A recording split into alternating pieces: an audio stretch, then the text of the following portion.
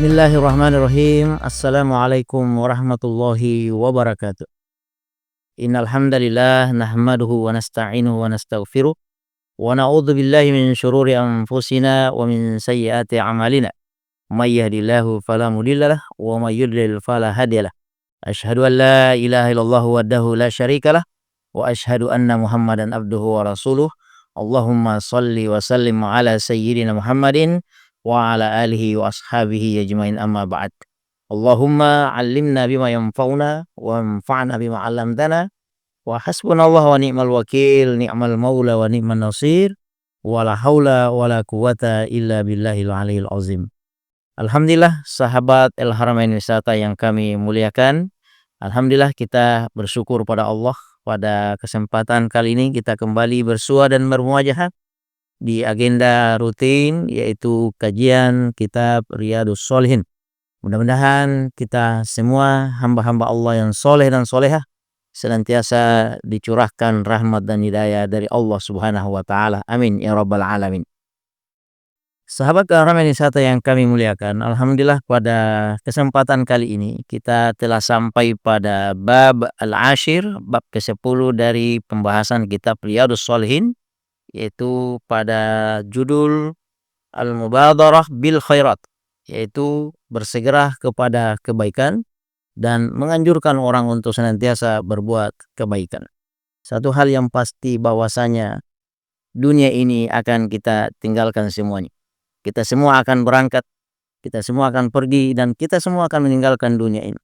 Ketika kita sudah meninggalkan dunia ini, maka tidak ada lagi yang akan membersamai kita kecuali amalan-amalan soleh yang pernah kita kerjakan selama kita hidup di dunia. Ya, adapun harta yang kita kumpulkan sekian lama akan kita tinggalkan. Anak istri yang kita cintai akan kita tinggalkan. Ya, warisan-warisan yang sudah kita kumpulkan sekian tahun semuanya tidak ada lagi gunanya. Maka yang kekal bersama kita adalah amal soleh. Maka alhamdulillah pada kesempatan kali ini insyaallah kita sedikit akan membahas tentang masalah ini, yaitu al-mubadarah bil khairat, yaitu bagaimana supaya kita senantiasa bersegera dalam mengerjakan hal-hal yang sifatnya kebaikan. Nah, ada beberapa ayat dalam Al-Quran yang akan kita bacakan, dan seterusnya nanti ada beberapa hadis yang akan kita sebutkan ya, kaitan dengan tema yang kita bahas ini. Yang pertama, apa kata Allah dalam Al-Quran di surah Al-Baqarah ayat 148, fastabiqul khairat, maka berlomba-lombalah kamu dalam kebaikan. Dari ayat ini kita lihat ya, ketika Allah Subhanahu wa taala menyinggung masalah kebaikan, masalah amal soleh, maka di situ Allah menggunakan bahasa fastabiqu. Fastabiqu itu diambil dari bahasa musabaqah, artinya kita memang harus berlomba-lomba. Ada semacam semangat dan irada dari dalam yang luar biasa untuk segera menjemput amal kebaikan. Karena itu tadi, ya, dunia ini hanya sementara dan tidak ada yang pasti, dan kematian pun datang, ya, datang tiba-tiba. Kita tidak pernah tahu apakah besok masih hidup atau tidak. Maka ketika datang momentum kebaikan itu, maka apa kata Allah? Fastabiqul khairat. Berlomba-lombalah dalam mengambil kebaikan itu. Kemudian di surah Al-Imran ayat 133, apa kata Allah? Wasari'u ila maghfiratin min rabbikum wa jannatin arduhas samawati wal ard u'iddat lil muttaqin. Ya, wasari'u ila maghfiratin min rabbikum, dan bersegeralah kamu mencari ampunan dari Tuhanmu, wa jannatin arduhas samawati wal ard, dan untuk mendapatkan surganya Allah yang lebarnya, luasnya seperti langit dan bumi yang telah disiapkan untuk orang-orang yang bertakwa. Sekali lagi, di surah Al-Imran ini sama dengan yang disinggung oleh Allah tadi di ayat yang pertama. Ketika menyangkut masalah surga, yang masalah kebaikan, maka kembali Allah menggunakan bahasa wasari'u, ya, artinya segerakan. Di situ Allah tidak lagi mengatakan famsu, jalan santai saja, tidak. Tapi kalau sudah menyangkut masalah kebaikan, kapan momentum itu ada, kapan kesempatan itu ada, maka jangan disia-siakan, segera ambil momentum itu. Nah, ini firman Allah Subhanahu wa taala. Kemudian kita bacakan beberapa hadis dari Nabi Muhammad SAW. Yang pertama, hadis yang diriwayatkan oleh Imam Muslim. Apa kata Rasulullah SAW?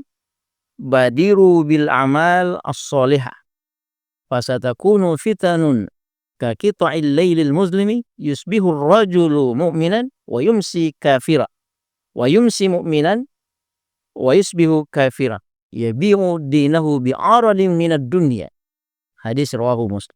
Kata Rasulullah, badiru bil a'mal as-salihah, bersegeralah untuk melakukan amal-amal kebaikan. Segenap amal kebaikan, apakah itu salat, sedekah, tilawah Al-Quran, puasa sunnah, apapun yang sifatnya amal kebaikan, maka kata Rasulullah, badiru, segerakan. Kenapa? Fasatakunu fitanun ka qita'il lailil muslimi, karena nanti akan datang masa, ya, di mana zaman penuh dengan fitnah, ya, seperti potongan malam yang gelap di malam hari. Yusbihur rajul mu'minah, kata Nabi, ya, kalau zaman fitnah ini sudah tiba, sudah datang, yusbihur rajul mu'minan wa yumsi kafira. Di pagi harinya dia beriman kepada Allah, tapi di sore harinya kembali kafir kepada Allah Subhanahu wa taala. Wa yumsi mu'minan wa yusbihu kafiran, atau bisa jadi di sore harinya dia beriman kepada Allah, tapi di pagi harinya kembali kafir kepada Allah Subhanahu wa taala. Yabi'u dinahu bi'aradin minad dunya. Orang seperti ini biasanya, kata Rasulullah, menjual agamanya dengan harga yang sangat murah dari hal-hal yang berkaitan dengan keuntungan dunia. Nah, hadirin sidang jamaah Al-Haramain Wisata yang dimuliakan Allah Subhanahu wa taala, ini motivasi dari Rasulullah SAW buat kita semua, ya, bahwasanya mumpung kita masih sehat, mumpung masih Allah berikan kita kesempatan dan kesehatan, belum datang fitnah seperti Dajjal, untuk beribadah kita belum dilarang, masjid belum ditutup, suara azan belum ditutup, maka gunakan ini dengan sebaik-baiknya. Karena apabila sudah tiba masanya itu, masa fitnah itu, bisa jadi untuk melaksanakan amal-amal kebaikan sudah berat untuk kita tunaikan. Bahkan sekedar salat 5 waktu aja susah, ya. Kita pernah mendengarkan kisah bagaimana akhir kehidupan umat Islam di Andalus, di Spanyol, ya, ketika detik-detik terakhir Islam diusir dari Spanyol, ya. Sekedar untuk berwudu saja susah sekali, ya. Sekedar untuk memperlihatkan identitas bahwasanya saya ini muslim adalah susah sekali. Nah, sebelum datang fitnah seperti itu, ya, ujian seperti itu, maka manfaatkan waktu yang ada dengan sebaik-baiknya. Dan pastinya, ya, jamaah Haramain Wisata yang dimuliakan Allah Subhanahu wa taala, amal kebaikan ini banyak sekali. Jangan mencukupkan amal ibadah kita dengan yang wajib-wajib saja. Jangan mencukupkan keseharian kita hanya dengan sholat 5 waktu misalnya. Subuh 2 rakaat, zuhur 4 rakaat, asar 4 rakaat, maghrib 3 rakaat, kemudian isya 4 rakaat. Apa kata Rasulullah SAW? Kalau bisa, ya, dalam siang dan malam itu kita tambahkan lagi dengan nawafil-nawafil lainnya. Ada amalan-amalan sunnah yang lainnya. Apa kata Rasulullah SAW di hadis yang lain? Ya, man shalla fi kulli yawmin wa layla. Siapa yang merawat atau menjaga salatnya di setiap hari dan malam, di malam harinya dan di siang harinya, isnatai asyara rakaat, 12 rakaat. Yang mana yang 12 rakaat ini? 2 rakaat sebelum subuh, 4 rakaat sebelum zuhur, 2 rakaat sesudah zuhur, 2 rakaat sesudah maghrib, 2 rakaat sesudah isya. Kata Nabi, siapa yang menjaga 12 rakaat ini, yang biasa disebut sholat sunnah rawatib, yang biasa juga disebut sholat qobliyah dan badiyah, apa kata Nabi SAW? Banallahu lahu baitan fil jannah, maka Allah akan membangunkan buat dia sebuah rumah di surga. Kenapa kita tidak boleh mencukupkan dengan yang wajib-wajib saja? Karena kita tidak pernah tahu sampai hari ini apakah amalan-amalan kebaikan kita yang dari yang wajib itu sudah sempurna atau tidak. Ada nggak di antara kita yang bisa menjamin dari mulai balik sampai hari ini tidak pernah meninggalkan sholat 5 waktu? Itu pertanyaan yang pertama. Apakah sampai hari ini kita semua tidak pernah meninggalkan subuh, zuhur, asar, maghrib, isya sepanjang kita balik sampai hari ini? Atau pertanyaan yang kedua, apakah ada jaminan buat kita semua? Apakah semua amal kebaikan yang pernah kita kerjakan, ya, mulai dari balik sampai hari ini, itu diterima oleh Allah Subhanahu wa taala atau tidak? Kalau dua pertanyaan ini kita tidak bisa jawab, maka seyogianya kita mensegerakan dan memperbanyak amal soleh. Nah, ini hadis yang kedua. Kemudian hadis yang kedua, kata Rasulullah Shallallahu Alaihi Wasallam, ja rajulun ila Nabi Shallallahu Alaihi Wasallam. Ya, pernah ada seseorang mendatangi Nabi. Faqala ya Rasulullah, kemudian sahabat ini bertanya Rasulullah, ya Rasulullah, ayus sadaqati a'zam ajran. Manakah sedekah yang paling banyak pahalanya ya Rasulullah? Sedekah model yang bagaimana yang pahalanya paling besar? Qala, maka Nabi menjawab, anta saddaqa wa anta sahihun syahih takhshal faqra wa ta'mul. Ya. Sedekah yang paling banyak pahalanya adalah anta saddaqa wa anta sahih. Ya, kamu bersedekah sedangkan engkau dalam kondisi sehat, syahihun, dan dalam kondisi sedang lagi kikir-kikirnya. Artinya kamu berat untuk mengeluarkan harta itu. Takhshal faqar, kamu khawatir miskin dengan bersumbang, dengan bersedekah. Wa tahmul gina, dan kamu senantiasa berangan-angan mudah-mudahan kamu menjadi orang kaya. Nah, inilah model sedekah yang paling banyak pahalanya adalah ketika kita sehat, ketika kita berat untuk mengeluarkan harta itu, ketika kita takut untuk miskin, fakir, dan ketika kita berangan-angan untuk menjadi orang kaya. Nah, di saat seperti itu bersedekah adalah sedekah yang paling afdal, kata Rasulullah SAW. Dan apa kata Nabi? Wala tumhil hatta idza balagatil hulqum. Dan jangan selalu menunda-nunda. Jangan sampai nanti ketika kita sudah sekarat, nyawa sudah sampai di tenggorokan, barulah kita mengatakan li fulanin kadza wa li fulanin kadza wa qad kana li fulan.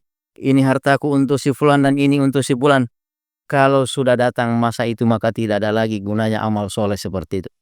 Nah, artinya apa? Ya, ini hadis diriwayatkan oleh Bukhari dan Muslim. Dari sabda Nabi SAW ini memberikan kita motivasi adalah supaya kita senantiasa berikhlaskan diri untuk beramal soleh. Kemudian yang kedua adalah kita harus segera beramal soleh. Dan yang ketiga, amal apapun itu yang mendatangkan potensi kebaikan, maka segera ambil potensi itu. Jamaah rahmani saat yang dimuliakan oleh Allah Subhanahu wa taala, ya, kita tidak pernah tahu ya kapan kita akan meninggal dunia, dan kita tidak pernah tahu apa yang akan kita kerjakan hari esok. Maka mudah-mudahan dari firman Allah Subhanahu wa taala ini, dari ayat-ayat suci Al-Qur'an ini, dan dari hadis-hadis Rasulullah SAW ini memberikan kita motivasi untuk segera berfastabiqul khairat, ya, berlomba-lomba dalam kebaikan. Ya, kalau kita bukan ahli puasa, maka perbanyaklah sedekahnya. Kalau kebetulan kita ditakdirkan tidak termasuk orang-orang yang mendapatkan kecukupan harta, maka kita bisa berfastabiqul khairat dengan menjadi ahli tilawah Al-Quran. Jadi banyak contoh amal kebaikan, ya. Jadi ahli Quran, jadi ahli sedekah, jadi ahli salat tahajud, jadi ahli salat sunnah tadi, jadi ahli puasa. Banyak hal yang bisa kita kerjakan, ya. Karena tidak ada juga orang yang bisa menampung semua potensi dan energi kebaikan ini. Ada orang yang gemar bersedekah tapi salatnya biasa saja. Ada orang yang salat qiyamul lailnya, tahajudnya Masya Allah, tapi sedekahnya biasa-biasa saja. Ada orang yang berat untuk sedekah, salatnya biasa-biasa saja, tapi Masya Allah tilawah Al-Qur'annya luar biasa, ya, ngajinya. Makanya itulah sebabnya dalam literatur Islam juga dianjurkan kepada kita semua, ya, kalau bisa dalam keseharian kita ada namanya wirid, ya. Wirid itu adalah kalau bisa ada waktu tertentu untuk mengerjakan amal tertentu. Contoh misalnya kita ada wirid tilawah Al-Qur'an, kita ada wirid zikir, kalau bisa kita ada wirid salat, ya. Wirid tilawah Al-Qur'an misalnya, kalau bisa dalam satu hari, ya, kita ada bacaan Al-Qur'an. Kalau tidak bisa 30 juz misalnya, kita patok misalnya 1 juz satu hari. Kalau bisa tidak bisa 1 juz, maka minimal kita baca surah Al-Mulk misalnya, surah Yasin, surah Al-Kahfi, dan lain sebagainya. Nah, kemudian kalau bisa dalam keseharian kita ada namanya wirid zikir, ya. Nabi SAW sendiri yang sudah jelas-jelas dijamin masuk surga, yang telah diampuni dosanya, baik yang telah dia kerjakan maupun yang belum beliau kerjakan. Apa kata Rasulullah? Saya setiap hari tidak pernah meninggalkan istighfar, astagfirullah, astagfirullah. Ada riwayat yang menyebutkan bahwasanya Nabi istighfar dalam sehari itu minimal 100 kali. Ada riwayat menyebutkan Nabi dalam sehari beristighfar minimal 70 kali. Nah, hadirin sahabat telermain saat yang dimuliakan Allah Subhanahu wa taala, mudah-mudahan kita semua husnul khatimah.